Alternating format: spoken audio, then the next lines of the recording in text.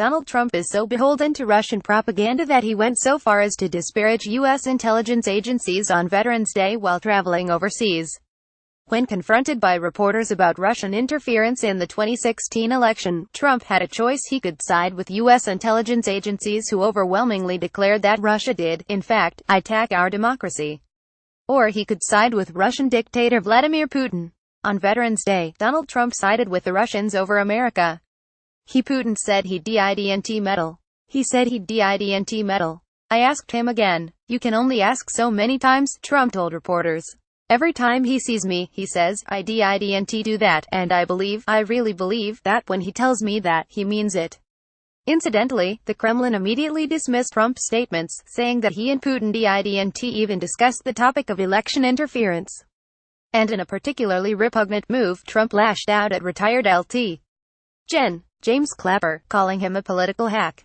That Trump would take Putin's word over his own intelligence community is appalling. And that he would attempt to smear a decorated veteran on Veterans Day makes it all the more repugnant. U.S. Navy veteran and intelligence expert Malcolm Nance made it very clear just how unpatriotic Trump's attitude truly is.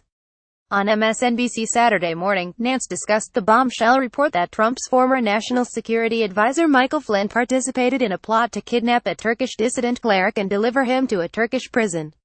This goes hand in hand with the entire story surrounding Russian hacking of the U.S. election and the potential collusion on the part of the Trump campaign, Nance noted, considering Flynn's seeming involvement with the Russian foreign minister. We have moved so far away from them being a whole bunch of innocents abroad and just looking out for their own personal interests, he stated. I'm really flabbergasted, he continued. I really think that we are at a national level Benedict Arnold moment going on here. We have a president literally, on Veterans Day, insulting the entirety of U.S. intelligence and siding with a former director of the FSB Russian intelligence. And he was clear about what all of this means. All of this together shows me that there was a continuing criminal enterprise and Russia is at the center of it, and the president has violated his oath by maintaining this fraud that none of this is true. And when it's borne out, it's going to be well past impeachable, Nance declared.